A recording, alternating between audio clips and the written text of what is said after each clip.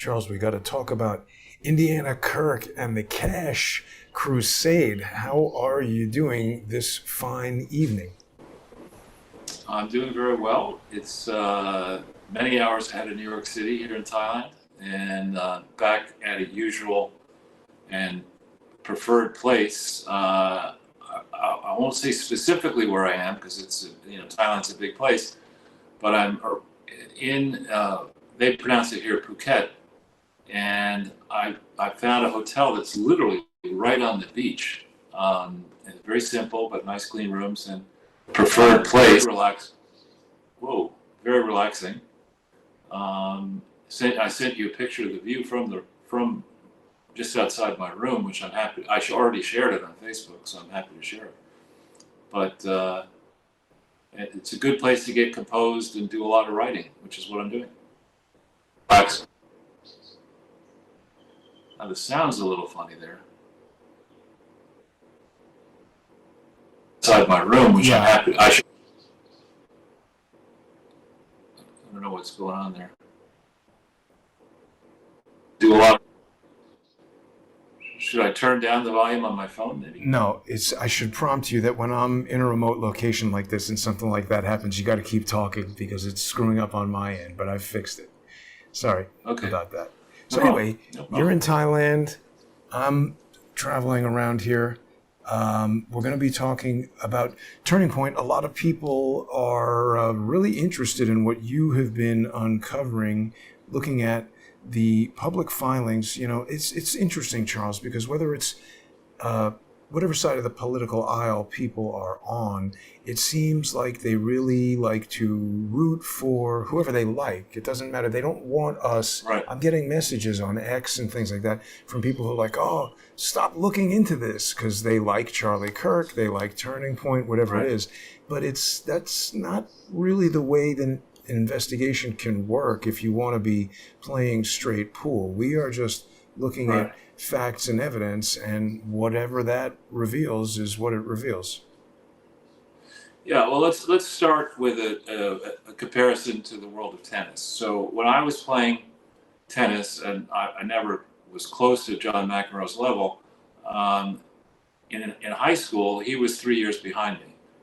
And so I remember thinking that I might have to play him when I was 16 and he was 13, and I was watching him hit the ball in a match. And he was, when you're 13, in his case, he wasn't that tall. He sprouted up later. And I was reasonably tall at 16. So I felt I never played him then, but I felt I could have taken him, except that you watched him play, and every shot he hit with economy. He was guarding his strength and making the opponent run all over the place. He was a lefty, and he knew how to have that kick serve that's very difficult for a righty to return. And the next thing you know, I think he went to Stanford, and then I think when he was 18 or thereabouts, I believe, and my memory is a little foggy here, but I think he made it to the semifinals of Wimbledon, which is no mean feat when you're 22, 25 in the prime of your life. To do it at 18, I think it was the first time you played in Wimbledon. And I happened to be, I think, over in England then, and I was following closely his progress, and it was, making all the newspapers. So you take an 18-year-old and like John McEnroe, and look what happened to him. He did very well in the beginning, and then he completely flamed out.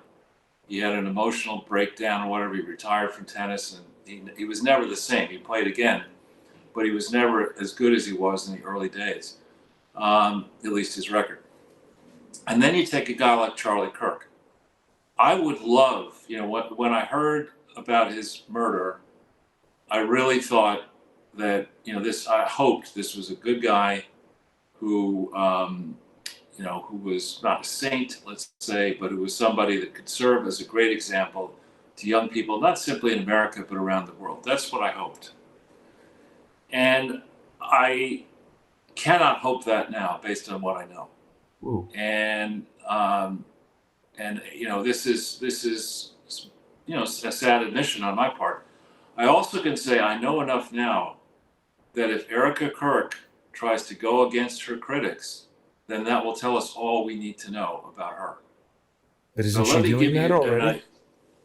Well, we'll see. We'll see what actually happens here. So let me tell you the headlines, and it's going to take a while to write this up. I have been examining the public record the way you and I do it, not simply of IRS filings, but of state filings. And when you get into the weeds, as I've been doing now for the last several days, when you look at evidence, and what I'm looking at is stuff that has been filed either using the mail or electronic communications across state lines, and in almost every case under penalties of state perjury in the state filings and federal perjury in the IRS forms. Then you put together a chain of evidence, dates, communications here and there. This was an idea. There's been a lot written about it, a lot of articles written about it I'm starting to get into, but the fable is that this nice guy, Bill Montgomery, from a suburb of Chicago, went to some event, heard Charlie Kirk speak, and decided to, quote, invest in Charlie Kirk. Okay? Now, we've talked about the idea of investing in charities. That is a bad idea. Charities, there's no investment angle, no legitimate investment angle in a charity, notwithstanding what people have written about that book, Philanthrocapitalism, trying to blend it. There's no such thing. Charity is not for profit, and for profit, you can be rapacious provided you don't break laws and have a 90% profit margin in a business and promote the hell out of it and become extraordinarily rich. That's fine. Go do that. Make sure you don't break any laws. But you're not supposed to do that within a charity. Now, so Montgomery, I have heard Charlie Kirk, on TV and stuff when he was alive. He was an impressive speaker and a commanding presence. I don't know what he was like at age 18. I remember what I was like at age 18. I had taken the law boards. I've gotten into Yale. I thought about going directly to law school. I was working at Simpson Thatcher for the summer, first as a proofreader and then as a paralegal. And I thought I was not on top of the world. I was respectful. I knew I had a lot to learn. But I can imagine an Eagle Scout, a high school captain in sports, going off to college, thinking that the world was his oyster. But what I don't understand is dropping out of college. And I don't understand why this Montgomery guy, who either just spent 2 years at a 2-year school or failed to complete 4 years of college, why he would take an Eagle Scout and a high school captain already in college and say, what, it's a great idea for you to drop out of college and then work with me in this charity whose records are abysmally poor. In the early days, since you and I talked last, in the early days, they definitely, this guy Montgomery, put in, he served as an incorporator. He's not a lawyer. He put in articles of incorporation for the predecessor entity that became Turning Point, stating that its purposes were basically to do almost anything he wanted, but that in an attachment which is inartfully drafted and I would argue non-compliant, states that the purpose is to promote interest in physical security when he meant fiscal security. But most importantly, this was to be a C4 social welfare organization, meaning that it's not a charity. Deductions to it are not tax deductible. This error of saying it was a C4 or keeping it as a C4 has never been corrected properly, right? So certain attempts were made in the record to do that, but it somehow goes from being a non-tax deductible charity to being a tax deductible charity through corporate actions that are not actually disclosed properly or recorded properly. What I mean by that is articles were put into the state of Illinois, but there's no evidence that bylaws were adopted other than to affect the corporate actions that I just discussed, change this social welfare organization into being a 501c3, which is a tax, and it's the type that we talk about. These 170B1A6 is what it's supposed to be. So the legal paperwork on that change is not fully in the public domain, to put it charitably, and I think most likely does not exist. I think there was a retroactive cleanup attempt, and that cleanup attempt, I believe, has failed. So Charlie is signing documents in this early period. He's like 18 or 19 years old. And, I don't know what the legal age of majority is in Illinois. I think the drinking age back then may have been 21. Yeah. When an old man like me is sitting down with an 18-year-old and saying, you're going to be the face of this nonprofit, here's a form for you to sign, and here's another, you shouldn't be doing that, unless you really understand the thicket of regulations and laws that is involved in ramping up the charity the way this thing was ramped, by using this charismatic young guy to go meet with donors, having to go around the country making speeches. And then as the thing gets into getting low millions and then 10 million and then 30 million, chances are Charlie Kirk was certainly asked to meet with any significant donor who wrote a large check to the organization. I mean, I know that I certainly would say, if I were going to write a $100,000 check to this thing, I want to meet Charlie Kirk. I want to see I want to see the offices. I want to understand who's doing what to whom. I want to understand, that this thing is clean. I want to have my lawyers and accountants look over the books and records. That's the kind of stuff that, maybe none of the donors to this thing were responsible, but I'm going to guess, because I've begun to look into the names and there are articles written about it now of the people who've given money to this thing, that somebody along the way had a conversation and said, now, wait a minute, boys. We're here in New York, Charlie, and you're asking me to give you $100,000, and I happen to know that if you want me to do that lawfully, you damn well better have registered with the New York State Attorney General's office. And similarly in California, there are records of donations, I believe, that are available through ProPublica. We started to do a little bit of that in our last broadcast, that clearly show organizations, tax-exempt donors, giving money they think to Turning Point, beginning by 2015 and 16. But then when you look into the Turning Point filings, there's a section that says, where are 990s required to be provided? And Montgomery signs the 990s saying, in no state, which is a lie. And later on, only in Illinois, or in Illinois and Indiana, or in Illinois and Ohio. And that is just, either Montgomery was stone cold stupid, or he just got into this thinking that, the rules didn't apply to him.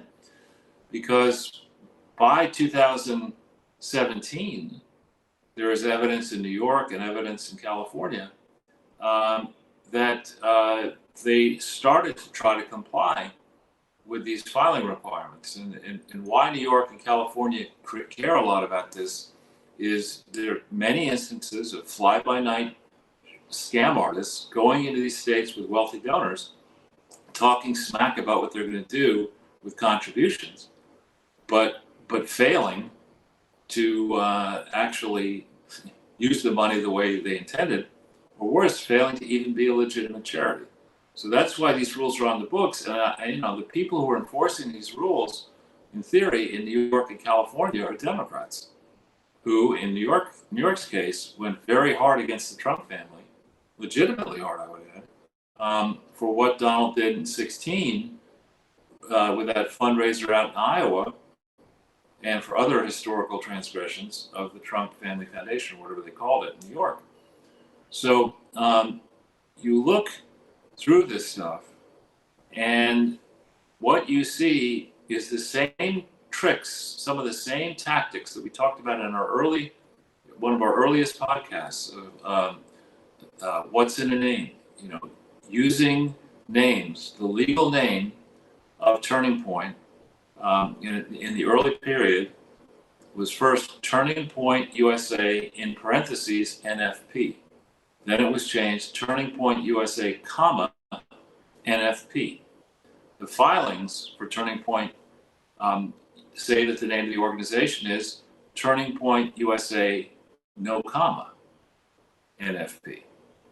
Now, to somebody who is, not particularly experienced looking at charity fraud, you might say, so what? They forgot the comma.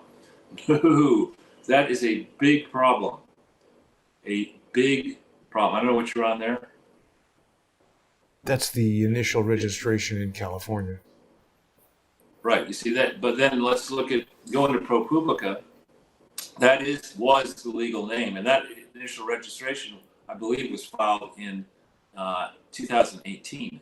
17, it says June 15th, 2017. And I do apologize, Charles. My initial audio screw-up started me on the back foot a little bit, so some of the stuff I had to show everybody wasn't quite ready. We had some nice images, and also everything that you're talking about right now is important, I think, with regard to today's show title, because you mentioned it in the last broadcast, but there's this sort of defective transfer to Indiana, right?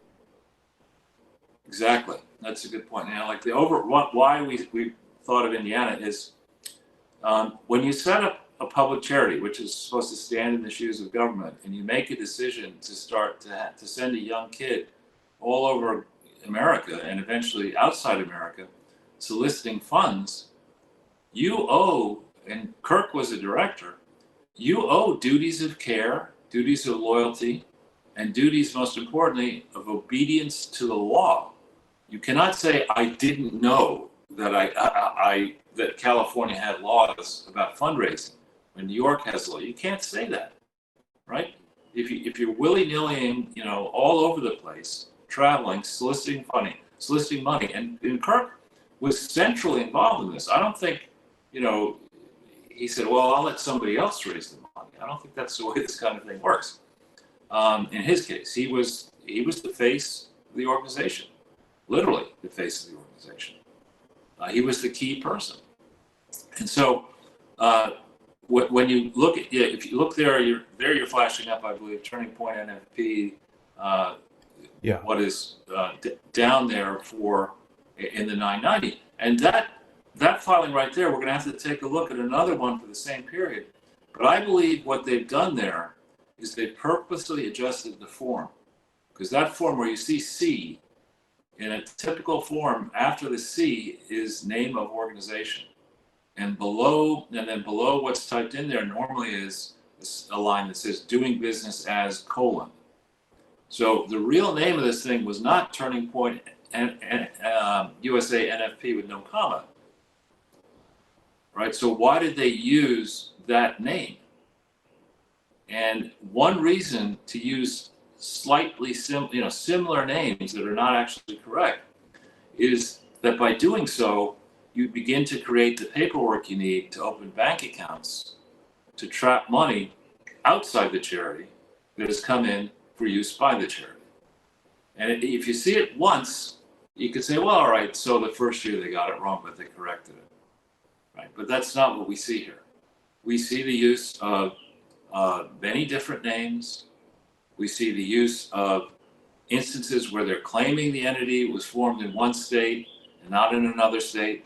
Then when they get caught, and I'm not sure who caught them, they tried this artifice to say, all right, we started in Illinois, where there are, on the books at least, and again, Democrats enforce these laws in Illinois. We started in a place where there are filing requirements. Are there any places inside the United States of America where the filing requirements are a lot more lenient? And the answer to that question, strangely, is Indiana. And there are, I think, 11 other states that are sort of like, roughly 11 others that are like Indiana. But Indiana the requirements within Indiana are very lenient, for operating an Indiana nonprofit inside Indiana. But the fact that you switch from Illinois to Indiana does not mean that you can continue to operate in California and New York and other places where the laws are very strict by saying, I don't have to comply with those laws because I'm an Indiana corporation. That's total bullshit. And all these comments I'm making, by the way, I'm not giving legal advice. I'm just saying what I know because I still understand how to read English. And so when we see a law firm like this Wagonmaker and Oberle centrally involved, first in the steps to attempt to convert 501c4 retroactively into 501c3, and then Wagonmaker and Oberle is centrally involved in all these state filings. Not only making the filings, but saying, contact us as the contact address, and providing transmittal documents saying, I believe, so whoever signs the letter, we believe that this is the correct approach here and there and the other way. And it's not. So what they did is they were a troubled Illinois corporation with defective filings.